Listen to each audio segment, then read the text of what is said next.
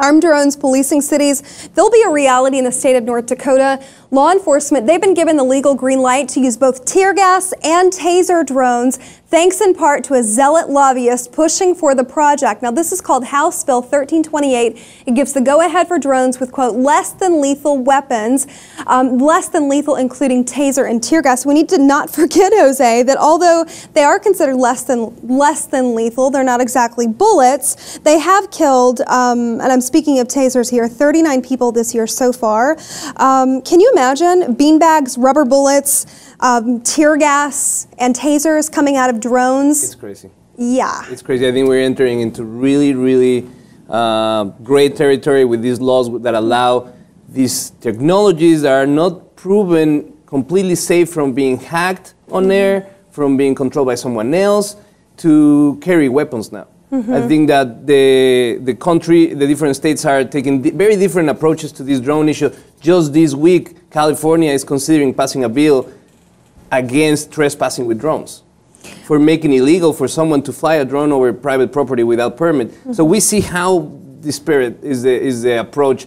I think this is wrong. I think this is not needed just yet. I don't see in which situation you just will yet. send this. I mean, or ever. I mean, I can't imagine a situation where a tear gas canister attached to not a person would have the legal authority to shoot someone from above them, you know, in an unmanned vehicle. We're entering, you know, a place where who would go to North Dakota? Who would dare live there if this is allowed? Yeah, I think more my point was, I see it more in a military context than in a city police, but I think that's the fear of many people out there, is that we are entering with this type of laws into a police state where the militarization of police and the implementation of this type of technologies is very dangerous, and it's more dangerous than to the citizens than it is for anyone else, because now police will very easily can hide inside a room and attack maybe peaceful protests, maybe the right for us to assembly and give our opinions and our First Amendment rights to say what we think. Now with this, maybe they can disperse any type of people gathering to share their thoughts, and I think this is wrong. I hope not other states follow suit. Yeah, me too. So Representative Rick Becker, who was pushing this bill, he says, and this is a direct quote, "When you're not on the ground and you're making decisions, you're sort of separate, depersonalized."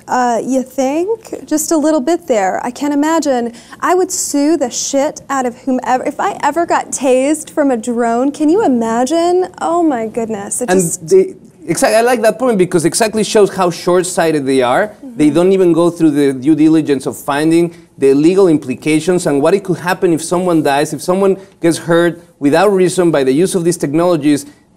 It's going to be big trouble. Right. You know, I will say this, though. We have some great law enforcement. Not every law enforcement officer in this country should be on our bad side. But I want to say this. Drones before this, they were used. I'm all for drone technology with law enforcement when it comes to finding missing people or photographing the scenes of accidents. But using them to attach non-lethal weaponry on, to shoot people with, even though you might not kill them, that is just taking it to a new place. Population control. I think that's a matter of is they're trying to develop these technologies that allow them to control the population by fear, and it's dangerous. I agree with you. So do you agree with us? Drones should not be weaponized. That's my opinion. Log on, post your comments below about this story. Also, North Dakota, all of this coming about because of lobbying efforts in their House. Log on, let us know what you think. While you're at it, be sure to check out the rest of our channel and subscribe to the LIP TV2 for more.